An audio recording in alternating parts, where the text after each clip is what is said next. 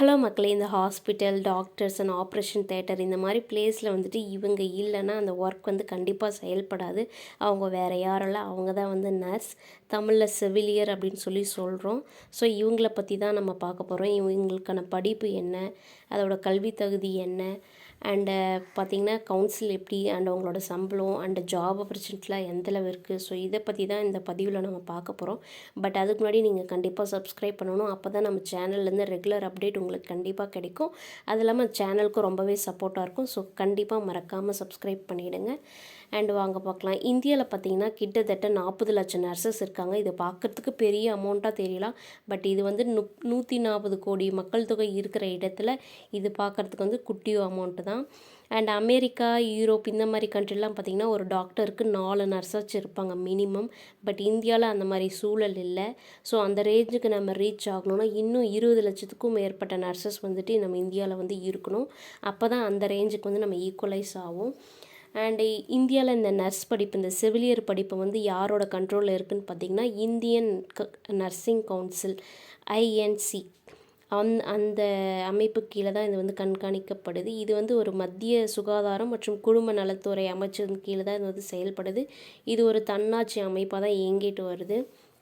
And இந்த BSc படிப்பு அதை தாண்டி வேறு என்ன இருக்குதுன்னு பார்த்திங்கன்னா GNM, general nursing and midwifery, பொது நர்சிங் மற்றும் மகப்பேறு உதவி. இது வந்து ரொம்ப ஃபேமஸாக படிப்பாக இப்போ வந்து மக்களிடையே வந்துட்டு இருக்குது. அண்ட் இது தவிர வேறு என்ன இருக்குதுன்னு பார்த்திங்கன்னா ANM, auxiliary nursing and midwifery, துணை செவிலியர் மற்றும் மகப்பேறு உதவி. இது ஒரு பேசிக் படிப்பு தான். இது வந்து ஒரு ஷார்ட் டேர்ம் படிப்புன்னு சொல்லலாம். ஒரு டிப்ளமா மாதிரி வச்சுருக்காங்களே. சுகாதார உதவிக்கான ஒரு பேசிக் நாலேஜுக்கான படிப்பு தான் இது. இதில் என்னென்ன இருக்குது பார்த்திங்கன்னா தாய் மற்றும் குழந்தை சுகாதாரம், தடுப்பூசி, இந்த அடிப்படை சிகிச்சை, இந்த மாதிரி விஷயங்கள் அதை வந்து கவனம் செலுத்திட்டுருக்கு. மேலும் பார்த்திங்கன்னா இந்த கிராமப்புற மற்றும் சமூக சுகாதார சேவைகளிலும் பணிபுரியும் அது வந்து யூஸ்ஃபுல்லாக இருக்குது. அண்ட் இது GNM பார்த்திங்கன்னா லாங் டேர்ம் பீரியட். இது வந்து 3 இயர் கோர்ஸ், 3 வருஷம் கோர்ஸு. பிஎஸ்சி நர்சிங் பார்த்திங்கன்னா 4 இயர், 4 வருஷம் கோர்ஸு. இந்த GNM, BSc இந்த மாதிரியான படிப்பு முடித்ததுமே நமக்கு வந்துட்டு இன்டர்ன்ஷிப்பும் இதில் இருக்குது. தொழிற்பயிற்சிக்கான இன்டர்ன்ஷிப்பும் இதில் இருக்குது. அண்டு GNMக்கான கல்வி தகுதி பார்த்திங்கன்னா நம்ம 12th வந்து கண்டிப்பாக சயின்ஸ் குரூப் எடுத்துருக்கணும். அதில் வந்து 40% மார்க் வந்து குறையாமல் வந்து வச்சுருக்கணும். 40% ஆர் 40% எபோவுக்கு வந்து மார்க் நம்மக்கிட்ட இருக்கணும். இதே ANM அப்படின்னு பார்த்திங்கன்னா 12th நம்ம எந்த டிகிரி வேணாலும் எடுத்துருக்கலாம். அதனால் இதுக்கு வந்து அந்த பிரச்சனை இல்லை. ஆனால் GNMக்கு கண்டிப்பாக சயின்ஸ் குரூப் எடுத்துருக்கணும். இதே பிஎஸ்சிக்கு பார்த்திங்கன்னா நம்ம 45% மார்க் வச்சுருக்கணும். இங்கிலீஷ் மீடியம் வந்துட்டு சூஸ் பண்ணியிருக்கணும். அதுலேயும் குரூப் பார்த்திங்கன்னா ஃபிசிக்ஸ், கெமிஸ்ட்ரி, பயாலஜி இந்த குரூப் வந்து கண்டிப்பாக நம்ம சூஸ் பண்ணியிருக்கணும். அதில் 45% மார்க் வந்து கண்டிப்பாக வச்சுருக்கணும். அண்ட் இதோட ஏஜ் லிமிட் பார்த்திங்கன்னா 17 to 35, 17 to 35 அந்த ஏஜுக்குள்ளே தான் இருக்கணும்.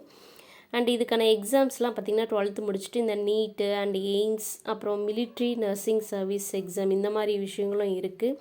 இதை தவிர ப்ரைவேட் காலேஜஸ்லாம் சில டைம்ஸ் பார்த்திங்கன்னா அவங்க டேரெக்டாகவே வந்து அட்மிஷன் போட்டுப்பாங்க, அந்த மாதிரி இருக்குது. And state level nursing entrance exam, state லெவல்லையும் வந்து என்ட்ரன்ஸ் எக்ஸாம் இருக்குது. இப்போ நம்ம கவர்மெண்ட் காலேஜில் படிக்கிறோன்னா 1 இயருக்கான கட்டணம் பார்த்திங்கன்னா கிட்டத்தட்ட 1 லட்சம் அந்த மாதிரி இருக்கும். இதே மற்ற ப்ரைவேட் காலேஜஸ்னால் காலேஜஸை பொறுத்து, சிட்டியை பொறுத்து வந்து கண்டிப்பாக டிஃபர் ஆகும். அண்டு இதை தாண்டி இந்த கோர்ஸ் முடித்தது பின்னாடி பார்த்திங்கன்னா ஹையர் எஜுகேஷன், இப்போ பிஎஸ்சி முடிச்சிட்டோம், இது GNM முடிச்சிட்டோம், அடுத்த லெவலில் என்ன இருக்குது பார்த்திங்கன்னா MSc நர்சிங் இருக்குது. இதில் பார்த்திங்கன்னா என்னென்ன கோர்ஸ் இருக்குன்னா பீடியாட்ரிக்ஸ், ஆன்காலஜி, அப்புறம் அப்ஸ்டெட்டிக்ஸ் இந்த மாதிரி கோர்ஸஸும் இன்னும் நிறையாவே இருக்குது MScயில். அண்ட் இன்னொரு கோர்ஸ் பார்த்திங்கன்னா MBA in health care management, அதுலேயும் நம்ம பண்ணலாம். And post basic BSc nursing அந்த மாதிரி ஒரு கோர்ஸ் இருக்குது. இதெல்லாம் வந்துட்டு ஹையர் எஜுகேஷன். அண்டு காலேஜஸ்லாம் மேக்ஸிமம் ஸ்டூடெண்ட்ஸ் வந்து ரொம்ப ஃபேமஸான காலேஜஸ் வந்து சூஸ் பண்ணி போவாங்க, அங்கே நல்லா இருக்குன்ட்டு. டெல்லியில் எய்ம்ஸ் இருக்குது. அண்டு வேலூரில் பார்த்திங்கன்னா கிறிஸ்டியன் மருத்துவ காலேஜில் அதில் வந்துட்டு நர்சிங்க்கான காலேஜ் அந்த தனி பிரிவும் அதில் இருக்குது. இன்னும் நிறைய இருக்குது ஓவரால் இந்தியாவில். பட் தமிழ்நாட்டில் பார்த்திங்கன்னா வேலூர் கிறிஸ்டியன் காலேஜ் இருக்குது. இந்த மாதிரி பிளேசஸ் தான் வந்து ஸ்டூடெண்ட்ஸ் வந்துட்டு போகிறாங்க. அண்ட் இதுக்கான திறன் நமக்கான திறன் பர்சனலாக நம்ம என்ன குவாலிஃபிகேஷன் வச்சுருக்கணும்னா அங்கே கண்டிப்பாக நம்ம ரொம்ப நேரம் ஒர்க் பண்ணுற மாதிரி சூழல் இருக்குது. ஸோ நமக்கு வந்து ரொம்ப பேஷண்ட்டாக பொறுமையாக இருக்கணும். ஏன்னா பலவிதமான பேஷண்ட்ஸ் வருவாங்க, அவங்களுக்கு பலவிதமான எமோஷன்ஸ் இருக்கும். ஸோ அதெல்லாம் நம்ம கரெக்டாக ஹேண்டில் பண்ணணும். ரொம்ப அவங்கக்கிட்ட கைண்டாக அன்பாக நம்ம நடந்துக்கணும். அண்டு சில நேரங்களில் வந்து நம்மளை டிசிஷன் எடுக்கிறதுக்கான சுச்சுவேஷன் வரும். திடீர்னு ஒரு அவசரம் வருதுன்னா நாம் ஓன் டிசிஷன் எடுக்கிற சுச்சுவேஷன் வரணும். ஸோ டெசிஷன் மேக்கிங் அந்த ஒரு குவாலிஃபிகேஷன் கண்டிப்பாக நம்மக்கிட்ட இருக்கணும். அந்த தலைமை பண்பும் இருக்கணும். நம்ம சம்டைம்ஸ் நம்ம ஒரு கேங்காக இருக்கணும், அதுக்கான முக்கியமான முடிவுகளை நம்ம எடுக்க வேண்டிய சூழலும் வரும்.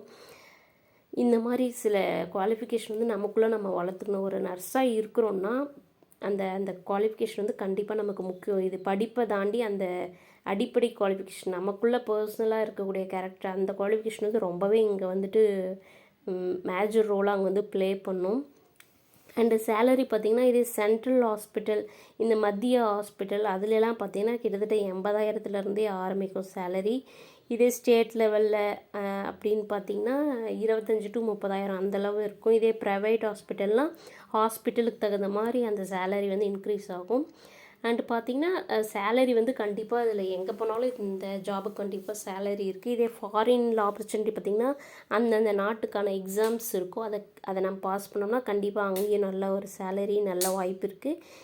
இதை தவிர வேறு என்ன பார்த்திங்கன்னா இந்த கிளினிக், ஸ்கூலு, ஆர்மி, அப்புறம் இந்த பாதுகாப்பு ஆராய்ச்சி மற்றும் மேம்பாட்டு அமைப்பு DRDO அண்ட் ISRO இந்த மாதிரி பிளேசஸில் கூட நர்சிங்க்கான ஆப்பர்ச்சுனிட்டிஸ் வந்து இருக்குது. இதே பெரிய பெரிய இதுவே பார்த்திங்கன்னா பெரிய பெரிய இண்டஸ்ட்ரீஸ்லாம் பார்த்தோன்னா எனி டைம் ஒர்க் இருக்காது. பட் அங்கே இருக்க எம்ப்ளாயீஸ்க்கு நம்ம சூப்பர்வைஸ் பண்ணுறதுக்கான ஜாப்ஸ் அந்த மாதிரி ஆப்பர்ச்சுனிட்டிஸும் நிறையா இருக்குது. அதில் பார்த்திங்கன்னா எனி டைம் ஒர்க் இருக்காது, எப்போயாவது தான் ஒர்க் இருக்கும். பேசிக் செக்கப்ஸ் இந்த மாதிரி தான் இருக்கும். ஸோ அதெல்லாம் கிடைச்சா ரொம்பவே வந்து லக்குன்னு சொல்லலாம். ஸோ நர்சிங்கை பொறுத்த வரைக்கும் எவர் க்ரீன் ஃபீல்டு, எப்பயுமே ஜாப் ஆப்பர்ச்சுனிட்டி வந்து இருந்துகிட்டே இருக்கும். கண்டிப்பாக ஒரு நல்ல நர்ஸ் கிடைக்க டாக்டர்ஸ் வந்துட்டு ரொம்பவே கஷ்டப்படுவாங்க. பட் உண்மையாகவே அது நல்ல ஒரு ஆப்பர்ச்சுனிட்டிஸ் தான். கண்டிப்பாக நம்ம எல்லாருமே இதை சூஸ் பண்ணக்கூடிய ஆப்பர்ச்சுனிட்டிஸ். அண்ட் இந்த வீடியோ கண்டிப்பாக உங்களுக்கு